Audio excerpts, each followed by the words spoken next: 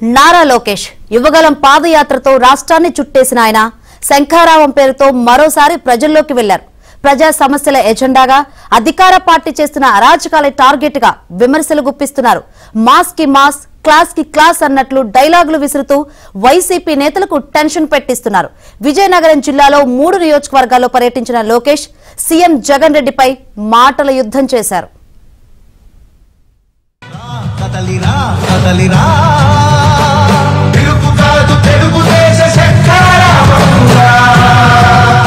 Telugu Desam party జాతీయ ప్రధాన కార్యదర్శి నారా లోకేష్ చేపట్టిన శంఖారావం యాత్ర ఉమ్మడి విజయనగరం జిల్లాలో విజయవంతంగా కొనసాగింది. ఇప్పటికే యువగళం పాదయాత్ర ద్వారా లోకేష్ ప్రజల్లోకి దూసుకుపోయారు. రాష్ట్రం మొత్తాన్ని చుట్టేసి ప్రజల సమస్యలను అవపోసన పట్టారు. అధికారంలోకి వచ్చిన వెంటనే వాటిని తీరుస్తానని హామీలు ఇస్తూ దిగ్విజయంగా పాదయాత్రను ముగించారు. పాదయాత్ర ముగింపు సభకు లక్షలాది మంది హాజరైన జన సందోహాన్ని చూసి తాడేపల్లి ప్యాలెస్ అప్పట్లో వణికిపోయింది. అది విజయవంతం కావడంతో రాష్ట్ర వ్యాప్తంగా చర్చ నడిచింది. వచ్చే ఎన్నికల్లో మార్పు అనివార్యమన్న సంకేతాన్ని ఇచ్చింది. అదే ఉత్సాహాన్ని శ్రేణుల్లో నింపుతూ జనంలో ఉండాలని కంకణం కట్టుకున్న లోకేష్ శంఖారావం యాత్రకు ఉత్తరాంధ్ర నుంచే శ్రీకారం చుట్టారు. నారా లోకేష్ శ్రీకాకుళం జిల్లా ఇచ్చాపురం నుంచి శంఖారావం యాత్రను ప్రారంభించారు. ప్రతిరోజు 3 నియోజకవర్గాల్లో పర్యటించేలా ప్రణాళిక రూపొందించారు. నియోజకవర్గాల్లోని ప్రజలతో మమేకమై వారి సమస్యల గురించి తెలుసుకుంటున్నారు. లోకేష్ తన శంఖారావం యాత్రలో స్థానిక సమస్యలకు ప్రాధాన్యం ఇస్తున్నారు. అంతేకాదు 5 ఏళ్ల వైసీపీ పాలనలో స్థానిక వైసీపీ ఎమ్మెల్యేలు ప్రజాప్రతినిధులు చేస్తున్న అక్రమాలను ఎండగడుతున్నారు. వైసీపీ నేతలు చేసే ప్రతి అక్రమాన్ని టీడీపీ జనసేన ప్రభుత్వం అధికారంలోకి వచ్చిన వెంటనే విచారణ చేయిస్తామంటూ శంఖారావం యాత్ర నుంచే డైరెక్ట్ గా వార్నింగ్ ఇస్తున్నారు. ఇక టీడీపీ ప్రభుత్వం చేపట్టిన పనులను అర్థాంతరంగా విడిచిపెట్టడం, జగన్ ఇచ్చిన హామీలను నెరవేర్చకపోవటం, బిల్లులు చెల్లించక ఆగిన అభివృద్ధి పనులు, యువతకు ఉపాధి అవకాశాలు లేకపోవటం తదితర అంశాలపై ఆయన మాట్లాడుతున్నారు. ప్రభుత్వంపై గ్యాప్ లేకుండా పంచులు వేస్తూ విమర్శల బాణాలు విసురుతున్నారు. తిరిగి కౌంటర్ ఇచ్చేందుకు సైతం వైసీపీ నేతలు భయపడేలా చేస్తున్నారు నారా లోకేష్. గురువారం నాడు ఉమ్మడి విజయనగరం జిల్లాతో పాటు శ్రీకాకుళం జిల్లాలో 3 నియోజకవర్గాల్లో నారా లోకేష్ శంఖారావం యాత్ర చేశారు. రాజా, చీపురుపల్లి, ఎచ్చర్ల నియోజకవర్గాల్లో పర్యటించారు. రాజాంలో ప్రభుత్వ సలహాదారు సజ్జల రామకృష్ణారెడ్డిపై విరుచుకుపడ్డారు. రామకృష్ణారెడ్డి ఇచ్చే సలహాలన్నీ పనికిమాలిన సలహాలేనని అన్నారు. సజ్జలకు 2 చోట్ల ఓట్లు ఉన్నాయని దుయ్యపట్టారు. సీఎం సలహాదారుడే దొంగ ఓట్లు వేసేందుకు సిద్ధమైన పరిస్థితి రాష్ట్రంలో నెలకొందని ఎద్దేవా చేశారు. తిరుపతి ఉప ఎన్నికలో వైసీపీ గెలుపుకు దొంగ ఓట్లే కారణమని లోకేష్ అన్నారు. ఇప్పటికే డీఎస్పీ, సీఐ, ఎస్ఐలు సస్పెండ్ అయ్యారని, రేపో మాపో విచారణ నివేదిక వస్తుందని, అక్రమాలకు పాల్పడిన వారంతా జైలుకు వెడతారని హెచ్చరించారు. అధికారులు నీతి నిజాయితీతో పనిచేయాలని చెప్పారు. తన రెడ్ బుక్ లో ఎక్కాలని అధికారులు ఎందుకు అనుకుంటున్నారని ప్రశ్నించారు. గ్రాడ్యుయేట్ ఎమ్మెల్సీ ఎన్నికల్లో 3 స్థానాలు తెలుగుదేశం పార్టీ గెలిచింది. ఆనాడు సజ్జల రామకృష్ణారెడ్డి వీళ్ళసలు మా ఓటర్లే కాదన్నాడు. అప్పుడు నాకు అర్థం అలా ఈయన ఎందుకు ఇట్లా అంటున్నాడా అని. ఇప్పుడు అర్థమైంది వీళ్ళు దొంగ ఓట్లు ఎక్కించి వచ్చే ఎన్నికలు గెలవాలని ప్రయత్నిస్తున్నారని. ప్రభుత్వ సలహాదారుడు సజ్జల రామకృష్ణారెడ్డికే 2 ఓట్లు ఉన్నాయండి ఆంధ్ర రాష్ట్రంలో. 1 ఓటు మా మంగళగిరి నియోజకవర్గంలో, ఇంకొక ఓటు పక్కనున్న పొన్నూరు నియోజకవర్గంలో.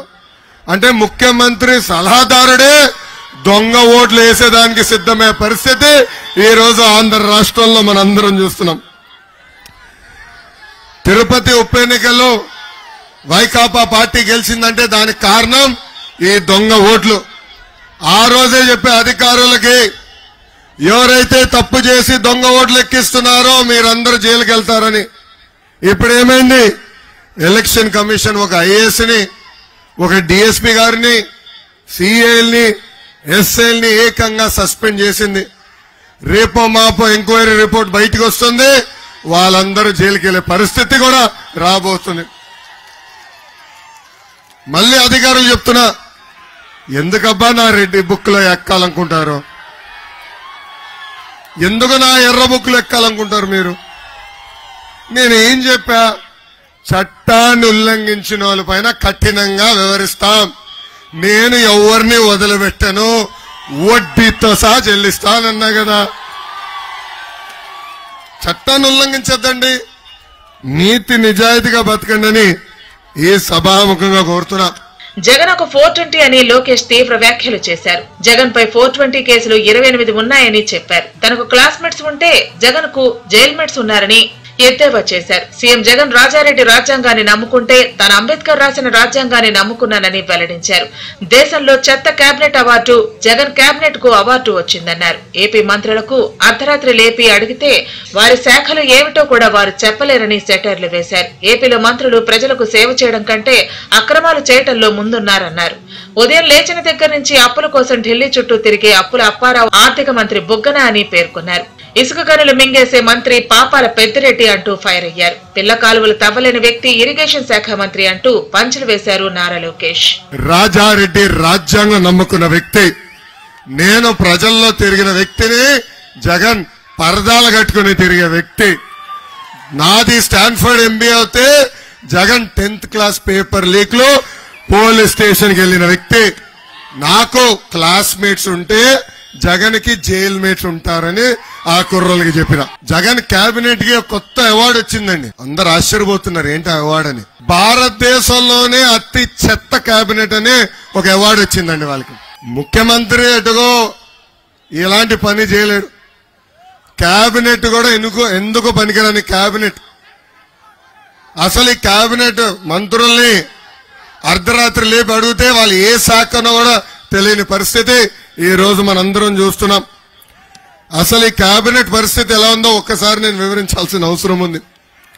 ఉదయం లేస్తే ఢిల్లీ చుట్టూ తిరిగే అప్పుల అప్పారావు గారు మన ఆర్థిక శాఖ మంత్రి బుగ్గన్న, ఇసుక గన్నులు మింగేసే గన్నుల శాఖల మంత్రి పాపాల పెద్దిరెడ్డి, నకిలీ మద్యంతో అమ్మతంతో పాటు కోర్టు ఫైళ్లు కొట్టేసిన వ్యవసాయ శాఖ మంత్రి కాకాన గోవర్ధన్ రెడ్డి గారు, ఇంకా పిల్ల కాలువలు తవ్వలేని వ్యక్తి అరగంట అంబటి రాంబాబు మన ఇరిగేషన్ శాఖ మంత్రి, సొంత ఊర్లో ధాన్యం సంచులు ఇవ్వలేని ఎర్రిపప్ప మంత్రి, పౌరుల సరఫరాల శాఖ మంత్రి కారుమూరి నాగేశ్వరరావు గారు. ఇంకా పక్కనే ఒక ఆయన ఉన్నాడు, పిల్లలు బాగా చదువుకుంటున్నారు అందుకే పిల్లలకి ఉద్యోగాలు రావట్లేదని చెప్తాడు, పక్కనున్న విద్యాశాఖ మంత్రి బొత్స సత్యనారాయణ గారు. ఇంకా విశాఖపట్నంలో ఒక మంత్రి ఉన్నాడు, పరిశ్రమలు ఎప్పుడు తీసుకొస్తారంటే కోడి ముందలొచ్చిందా గుడ్డు ముందలొచ్చిందా అని సొల్లు కవర్లు చెప్తున్నాడు పరిశ్రమల శాఖ మంత్రి కోడిగుడ్డు అమర్నాథ్. ఎంత అద్భుతమైన కేబినెట్ స్వామి. చీపురుపల్లిలో బొత్స సత్యనారాయణపై నారా లోకేష్ విమర్శలు గుప్పించారు. 5 ఏళ్ల వైసీపీ పాలనలో నియోజకవర్గాన్ని మంత్రి బొత్స సత్యనారాయణ అభివృద్ధి చేయలేకపోయారని ఎద్దేవా చేశారు. సీఎం జగన్ చేస్తున్న అవినీతితో పాటు మంత్రి బొత్స పెద్ద ఎత్తున అవినీతికి పాల్పడుతున్నారని ఆరోపించారు. పేదలకు సెంటు స్థలం పేరుతో సీఎం జగన్ వేల కోట్ల రూపాయలను దోచేశారని ఆరోపించారు. చిన్నపాటి వర్షం పడితే చాలు సెంటు భూమిలో వర్షపు నీరు నిలబడిపోతున్నాయని, వాటిలో పేదల ఇళ్లు ఎలా నిర్మించుకోవాలని చెప్పాలని లోకేష్ డిమాండ్ చేశారు. తెలుగుదేశం పార్టీ అధికారంలోకి రాగానే పక్కా గృహాలను నిర్మించే బాధ్యత తెలుగుదేశం పార్టీ తీసుకుంటుందని హామీ ఇచ్చారు. ఏ లబ్ధిదారుడి దగ్గర ఒక్క రూపాయి కూడా తీసుకోమని స్పష్టం చేశారు. సీఎం జగన్ పాలనలో ఆయన సొంత చెల్లెళ్లు షర్మిల, సునీతలకు రక్షణ లేదన్నారు. అలాంటి జగన్ రాష్ట్రంలోని మహిళలకు రక్షణ కల్పిస్తానంటే ఎలా నమ్మాలని ప్రశ్నించారు. బొత్స సత్యనారాయణ ఆయనకి అధికారం లేదంటే నేను ఒప్పుకోను. సీనియర్ మంత్రి, ముఖ్యమంత్రి నిలదీసే సత్తా ఉన్న వ్యక్తి ఎందుకు నిలదీయట్లేదో మీ అందరు తెలియాల్సిన అవసరం ఉంది. దానికి కారణం ఒక్కటే, ఆయన చేస్తున్న అవినీతి. ఆయన పెన్నులో ఇంకు ఫుల్గా ఉంటుందండి. అవినీతి కోసం వాడతాడు తప్ప అభివృద్ధి కోసం ఏనాడు ఆ పెన్ను ఆయన వాడడు. బొత్స సత్యనారాయణ గారిని నేను సూటిగా ప్రశ్నిస్తున్నా, గత 5 సంవత్సరాలు చీపురుపల్లి ప్రజలకి ఒక్క అభివృద్ధి కార్యక్రమాన్ని మీరు చేశారా? జగన్ ఇప్పుడు కొత్త పథకం తీసుకొచ్చాడని, ఆ పథకం పేరు ఊరూరు స్విమ్మింగ్ పూల్. ఏంటది? ఈత కొట్టేదానికి స్విమ్మింగ్ పూల్. ఎన్నికల ముందర ఏం చెప్పాడు? ఇళ్ళలే కాదు ఊర్లే కడతానని చెప్పాడు. ఇప్పుడు ఎందుకు పనికిరాని భూములు తీసుకొచ్చి పేద ప్రజలకి పనిచేశారు. ఆ సెంటు స్థలాల పేరుతో 7,000 కోట్ల రూపాయలు కుంభకోణం చేశారు. ఇంకా లెవెలింగ్ పేరుతో 2,200 కోట్ల రూపాయలు కుంభకోణం చేశారు. ఇప్పుడు చిన్న వర్షం పడితే అక్కడ ఉన్న భూమి మొత్తం మునిగిపోయే పరిస్థితి. మొన్న వర్షాలు పడినాయి, అక్కడ మొత్తం మునిగిపోయింది, కనీసం పునాదులు కంపడలా. అప్పుడు సలహాదారుడు సజ్జలు ఉన్నాడు కదా, పరిగెత్తుకుంటా జగన్ దగ్గరికి వెళ్ళి, అయా ప్రజలు బాగా కోపంగా ఉన్నారు, ఇలాంటి భూములు ఇచ్చారేంటని అడుగుతున్నారని అడిగాడు. అప్పుడు జగన్ అన్నాడు, ఇట్రా సజ్జలని గట్టిగా 2 పీకాడు. పీకి ఈత కొట్టమన్ను, అప్పుడు కంపడతాయి పునాదులు అని చెప్పాడు. అలాంటి భూములు పేద ప్రజలకు ఇచ్చాడు ఈ జగన్. ఇక్కడున్న పేద ప్రజలందరికీ నేను హామీ ఇస్తున్నా, పక్కా గృహాలు కట్టించే బాధ్యత తెలుగుదేశ ప్రభుత్వం తీసుకుంటుంది. మీ జోబు నుంచి ₹1 పడకుండా చేసే బాధ్యత మేము తీసుకుంటామని ఈ సభాముఖంగా నేను హామీ ఇస్తున్నా. ఈ మధ్యన ఊరూరు మా నమ్మకం నువ్వే అని బోర్డు కనపడుతుంది, చూసారా? ఈ సైకో జగన్ ఫోటో ఒక పక్కన ఉంటుంది, ఇంకో పక్కన మా నమ్మకం నువ్వే అని ఉంటుంది. ఈ సభాముఖంగా జగన్ అడుగుతున్నా, సొంత అమ్మ చెల్లియే మిమ్మల్ని నమ్మట్లేదు, మేము మిమ్మల్ని ఎలా నమ్మాలి అని. ఇక్కడున్న మహిళలు ఆలోచించాలా. సొంత చెల్లెళ్ళు షర్మిల గారు, సునీత గారు ఏకంగా పోలీసులకి కంప్లైంట్ చేశారు, జగన్ వల్ల మాకు ప్రాణహాని ఉంది, మాకు రక్షణ కల్పించమని. సొంత చెల్లెలకి న్యాయం చేయలేని వాడు మనకి న్యాయం చేస్తాడా అని మహిళలందరినీ ఒక్కసారి ఆలోచించమంటున్నా. ఎచ్చర్ల నియోజకవర్గంలో సీఎం జగన్ ప్రయాణాలను టార్గెట్ చేసుకుని నారా లోకేష్ మాట్లాడిన మాటలు పెద్ద ఎత్తున చర్చకు వచ్చాయి. సీఎం జగన్ రెడ్డి రహదారుల మీద కంటే ఎక్కువగా గాల్లో ప్రయాణిస్తున్నారని ఎద్దేవా చేశారు. ఏపీలో రోడ్లపై ప్రయాణం చేయటం హానికరమని గుర్తించే గాల్లో తిరుగుతున్నారని విమర్శించారు. మా నమ్మకం పేరుతో సీఎం జగన్ పెద్ద ఎత్తున జగన్ హోర్డింగ్లు ఏర్పాటు చేసుకుంటున్నారని, చివరకు సొంత చెల్లి తల్లి జగన్ నమ్మటం లేదని రాష్ట్ర ప్రజలు ఎలా నమ్మాలని లోకేష్ ప్రశ్నించారు. 3 రాజధానుల పేరుతో సీఎం జగన్ డ్రామాలు ఆడుతున్నారని మండిపడ్డారు. ఉత్తరాంధ్రాన్ని దోచుకునేందుకు బొత్స సత్యనారాయణ, వైవి సుబ్బారెడ్డి, విజయసాయిరెడ్డి కుటుంబ సభ్యులకు సీఎం జగన్ లైసెన్సులు ఇచ్చారన్నారు. ఎక్కడ ఖాళీ స్థలం కనిపిస్తే వెంటనే కబ్జా చేయటమే లక్ష్యంగా 3 కుటుంబాలు ముందుకు సాగుతున్నాయన్నారు. ఉత్తరాంధ్రను 3 కుటుంబాల నుంచి విముక్తి చేయడానికి ప్రజలు నడుం బిగించాలని లోకేష్ పిలుపునిచ్చారు. విశాఖ ఉక్కుని ప్రైవేటీకరణ చేయడానికి సీఎం జగన్ ప్రయత్నిస్తున్నారన్నారు. టీడీపీ అధికారంలోకి వచ్చిన వెంటనే విశాఖ ఉక్కును ప్రభుత్వం కొనుగోలు చేసి ఉద్యోగాలు కాపాడతామని హామీ ఇచ్చారు. అంతెందుకు కనీసం 10 కిలోమీటర్లు రోడ్డు పైన ముఖ్యమంత్రి గారు ప్రయాణించట్లేదు. అమరావతిలో 10 కిలోమీటర్ల దూరం ప్రయాణించాలంటే హెలికాప్టర్ వేసుకుని తిరుగుతున్నాడు. అప్పుడు ఉన్నారు కదా సలహాదారుడు సజ్జల, ఆయన అడిగాడు, ఏంటబ్బా మీరు 10 కిలోమీటర్ల రోడ్డు పైన మీరు వెళ్ళట్లేదు అని అడిగితే సజ్జల్ని రమ్మన్నాడు. గట్టిగా 2 పీకాడు జగన్. పీకి మన రోడ్ల ఆరోగ్యానికి చాలా ప్రమాదకరం, అందుకే నేను హెలికాప్టర్లు వెళ్తున్నానని చెప్పిన వ్యక్తి ఆంధ్ర రాష్ట్ర ముఖ్యమంత్రి ఈ సైకో జగన్. ఇంకా ఈ మధ్యన వస్తున్నా తమ్ముడు, ఇంకా అవునా నా స్పీచ్ 2 నిమిషాలు ఓపిక పట్టు.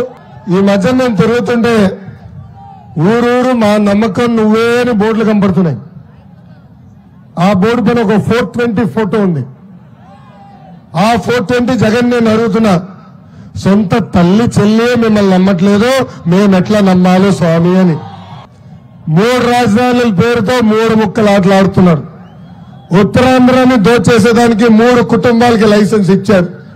మొదటి కుటుంబం పేరు బొత్స, రెండో కుటుంబం పేరు విజయసాయిరెడ్డి, మూడో కుటుంబం పేరు వైవి సుబ్బారెడ్డి. వీళ్ళు 3 కలిసి అడ్డగోలుగా ఉత్తరాంధ్రాన్ని ఈరోజు దోచేసే పరిస్థితి మనందరం చూస్తున్నాం. ఎక్కడ భూమి దొరికితే అక్కడ వీళ్ళు బోర్డు పెడతారు. చెరువులు మొత్తం నింపేసి ఏకంగా పట్టాలు సృష్టించి వాళ్ళ పేరు పైన ట్రాన్స్ఫర్ చేస్తారు. వాళ్ళు రోడ్ మార్గంలో వెళ్లి ఈ భవనం బాగుందంటే రాత్రికి ఆ భవనం పత్రాలు వాళ్ళ సొంత పేరు పైన మార్చుకునే పరిస్థితి ఈ రోజు మనం అందరం చూస్తున్నాం. అందుకే ఉత్తరాంధ్ర యువతకి నేను పిలిపిస్తున్నా, తిరుగుబాటు చేయాలి. ఈ 3 కుటుంబాలను తరిమి కొట్టాల్సిన బాధ్యత మనందరి పైన ఉంది. ఆనాడు ఏమన్నాడు, విశాఖ ఉక్కు ఆంధ్రుల హక్కు అన్నాడు. ఇప్పుడు అధికారంలోకి వచ్చిన తర్వాత విశాఖ ఉక్కుని ప్రైవేటీకరణకి ప్రయత్నిస్తున్నాడు ఈ జగన్. అందుకే ఉత్తరాంధ్ర ప్రజలకు నేను హామీ ఇస్తున్నా, విశాఖ ఉక్కు ప్రైవేటీకరణ జరగకుండా నేను చూసుకుంటా, అవసరమైతే ఆంధ్ర రాష్ట్ర ప్రభుత్వమే ఆ ఉక్కు ఫ్యాక్టరీ కొనుగోలు చేసి ఉద్యోగాలు కాపాడే బాధ్యత మేము తీసుకుంటాం. సమస్యలపై నారా లోకేష్ మాట్లాడుతున్న తీరు ప్రజలను ఆకట్టుకుంటోంది. మరీ ముఖ్యంగా స్థానిక సమస్యల గురించి లేవనెత్తుతుండటంతో ఎన్ని సమస్యలు మన నియోజకవర్గంలో ఉన్నాయా అనే ప్రశ్నలు శంఖారావం సభకు వచ్చిన వారి నుంచి తలెత్తుతున్నాయి. మొత్తానికి నారా లోకేష్ చేస్తున్న శంఖారావం సభ విజయవంతంగా